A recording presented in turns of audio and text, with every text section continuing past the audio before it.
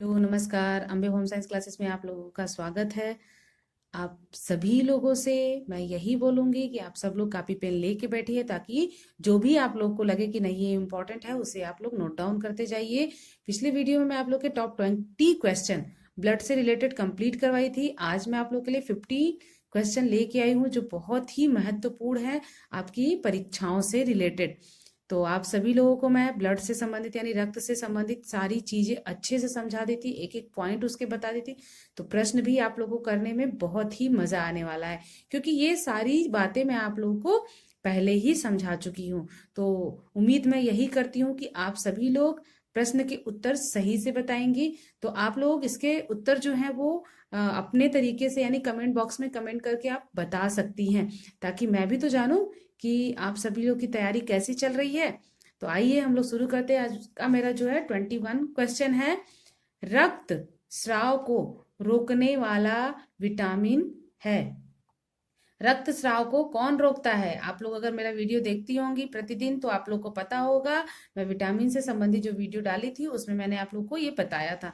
तो विटामिन के जो होता है वो रक्त स्राव को रोकने का कार्य करता है।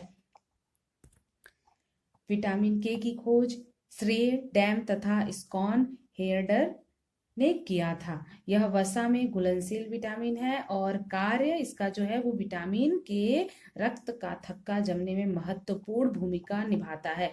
रक्त में प्रोथ्रोम्बिन होता है। ये प्रोथ्रोम्बिन रक्त जमाने के लिए अत्यंत आवश्यक होता है। इसका निर्माण विटामिन के द्वारा ही होता है और रक्त जमने में प्रोथ्रोम्बिन का थ्रोम्बिन में बदलना आवश्यक होता है। नेक्स्ट क्वेश्चन है, कौन फाइब्रिनोज को फाइब्रिन में बदलता है? तो भी मैंने आप लोग को समझाया ना। थ्रोम्बिन जो होता है वो फाइब्रिनोज को फाइब्रिन में बदल देता है और थ्रोम्बिन एक एंजाइम की तरह कार्य करके फाइब्रिनोज को फाइब्रिन में बदल देता है। नेक्स्ट क्वेश्चन है, एक सामान्य वयस्क में रक्त की औसत मात्रा है। आप सभी लोग इसका तो फटाक से आंसर दे देंगी, क्योंकि मैंने बताया था ना कि 5 से 7 अनुमानित किया गया है। तो अगर आपके प्रश्न में 7 भी देता है 5 भी देता है तो आप 5 को ही सही करिएगा। तो 5 लीटर लगभग रक्त होता है और मनुष्य के शरीर के भार का लगभग 7% रक्त होता है। मानव रक्त के अध्ययन को हाइमोटोलॉग कहते हैं। रक्त एक तरल संयोजी ऊतक है। नेक्स्ट क्वेश्चन है, कार्डियक चक्र में शिथिलन की अवधि क्या कहलाती है? तो क्या कहलाती है ये? प्रसारण कहलाती है। नेक्स्ट है, रक्त का पीएच है। आप सब लोग को पता है ना रक्त का पीएच कितना होता है? 7.4। रक्त का जो पीएच होता है वो 7.4 होता है। रक्त लाल रंग का चिपचिपा सा जल से कुछ भारी अपारदर्शी हल्का सा क्षारीय पदार्थ होता है। रुधिर वाहिनियों व हृदय में से होता हुआ यह पूरे शरीर में लगातार परिक्रमा करता रहता है। मानव शरीर में रक्त की मात्रा शरीर के भार का 7% होता है और इस प्रकार जो इसका औसत भार होता है, यानी लगभग किसी व्यक्ति का 70 किलो वजन है तो उसके शरीर में लगभग 5 लीटर जल रहता है। नेक्स्ट क्वेश्चन है, हृदय किस मांसपेशियों का बना होता है? तो हृदय जो है वो कार्डियक मांसपेशी का बना होता है। नेक्स्ट क्वेश्चन है, रक्त किस प्रकार का ऊतक है? तो मैंने बताया था ना आप लोग को, रक्त संयोजी ऊतक है। नेक्स्ट क्वेश्चन है, लाल रक्त कण मानव शरीर में कहाँ बनते हैं? तो ये अस्थि मज्जा में बनते हैं। अब ये अस्थि मज्जा से संबंधित मैं आप लोगों को कुछ बता देना चाहती हूँ। क्या होता है? 99% रुधिर कणिकाएं जो होती हैं, रुधिर कणिकाओं को हम क्या कहते हैं? आरबीसी ही होती है। इनका प्रमुख कार्य श्वसन गैस ऑक्सीजन और कार्बन डाइऑक्साइड दोनों गैसें होती है ना, एक को हम ग्रहण करते हैं और एक को हम बाहर निकालते हैं, यानी ऑक्सीजन को ग्रहण करते हैं और कार्बन डाइऑक्साइड को बाहर निकालते हैं। तो मुख्यतः ऑक्सीजन का संवहन करना होता है। मानव शरीर में आरबीसी की संख्या 54 लाख प्रति घन मीटर होती है। इसे आप लोग नोट कर लीजिए, कितना होता है आरबीसी की संख्या? 54 लाख घन 54 लाख प्रति घन मीटर। आरबीसी का निर्माण जो है वो अस्थि मज्जा करता है। मैं आप लोग को इसलिए डिटेल में समझा रही हूँ ताकि आप लोग के सामने ये प्रश्न आए तो आप लोग भूले नहीं, उससे रिलेटेड ही एक ही प्रश्न में आपके कई उत्तर आपको मिल जा रहे हैं। तो आप सभी लोग अपने समय में से थोड़ा सा समय निकालकर, अगर आप कोई काम कर रही हैं तो उस समय भी आप अपना वीडियो खोल दीजिए। कम से कम आप बातों को तो सुनेंगी, क्योंकि जो लेक्चर होती है ना, जो बातें हैं वो हम कभी भूलते नहीं है। अगर हम किसी चीज को याद करते हैं या रटते हैं तो एक बार वो भूल भी जाता है, लेकिन अगर हम किसी की बात को ध्यान से सुनते हैं तो वो बातें कभी नहीं भूलती। जैसे कभी कोई आपका दिल दुखाया हो या कभी आपको कोई नाराज किया हो, वो बातें आप बचपन की बातें आपको बड़े होने तक, क्या बुढ़े हो जाएंगे तब तक आपको याद रहती है। तो इसलिए आप अपना थोड़ा सा ही समय निकालकर वीडियो को देख लिया करिए, कम से कम आप सुन ही लीजिए, ताकि आप लोगों को ये सारे प्रश्न अपने आप ही याद हो जाएं। नेक्स्ट क्वेश्चन है, धमनियां रक्त ले जाती हैं। तो जो धमनियां होती हैं वो क्या करती हैं, हृदय से रक्त को ले जाती हैं। धमनियों में रक्त ऑक्सीजन युक्त होने के कारण चमकीला लाल रंग का होता है।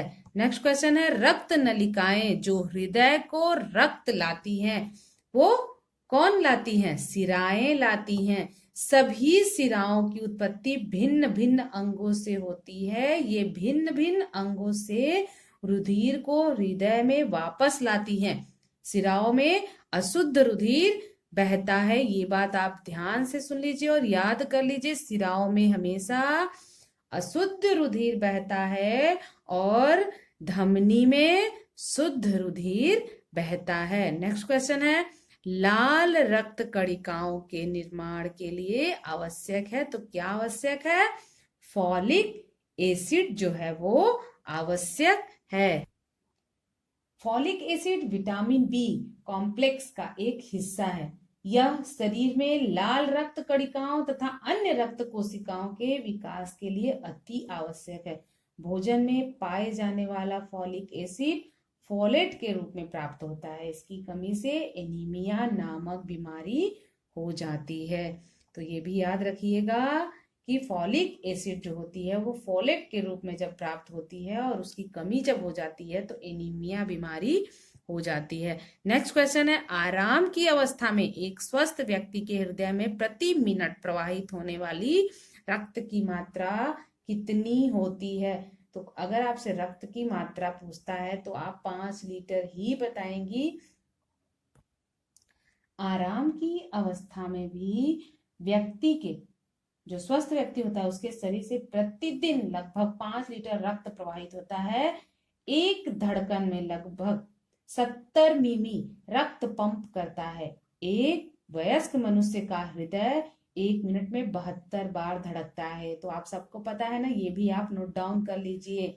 कभी प्रश्न पूछ सकता है कि एक वयस्क मनुष्य का हृदय 1 मिनट में कितनी बार धड़कता है, तो 72 बार धड़कता है। नेक्स्ट क्वेश्चन है, पल्मोनरी सिरा रक्त का संचार करती है।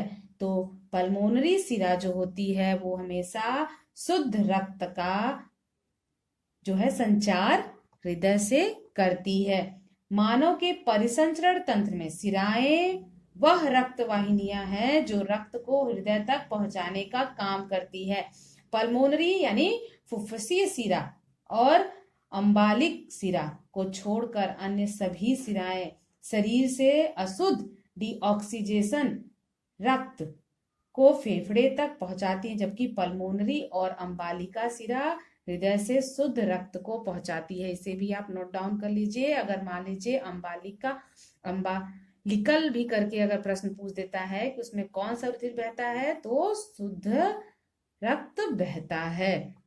इसके बाद नेक्स्ट क्वेश्चन है, हृदय स्पंदन नियंत्रण होता है। तो हृदय का स्पंदन नियंत्रण कब होता है, सिंपैथेटिक तंत्रिका तंत्र द्वारा होता है। ये सिंपैथेटिक तंत्रिका तंत्र जो होता है मुख्य तंत्रिका प्रणाली का एक भाग है जो मूल रूप से चेतना के सतह के नीचे से नियंत्रण के तंत्र के रूप में कार्य करती है एवं सहज प्रकार्यों को नियंत्रित करती है।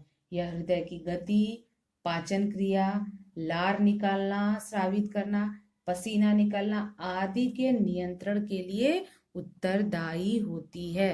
नेक्स्ट क्वेश्चन है, और आज का आखिरी क्वेश्चन है, रोगी को तनिक से आघात के फलस्वरूप अत्यधिक रक्तस्राव हो सकता है। कब हो सकता है? हीमोफीलिया में। जब व्यक्ति को हीमोफीलिया रोग रहता है, ये रोग जो होता है हीमोफीलिया एक आनुवंशिकी बीमारी है जिसमें पीड़ित व्यक्ति को थोड़ा सा भी चोट लगता है तो उससे अत्यधिक रक्त का स्राव होता है। इससे पीड़ित व्यक्ति में रक्त की पर्याप्त मात्रा जो होती है वो थक्का नहीं बन पाती है।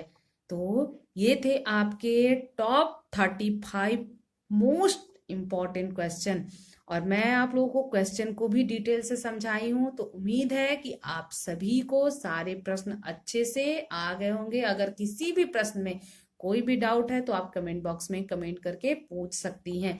और आप सभी लोगों के लिए आज का मेरा एक प्रश्न है, मानव शरीर में ऑक्सीजन को ले जाने वाला वाहक क्या कहलाता है?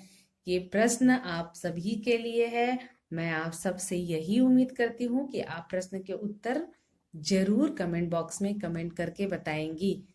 वीडियो अगर पसंद आए तो लाइक करिए, अपने दोस्तों में शेयर करिए और मन लगाकर पढ़िए। धन्यवाद।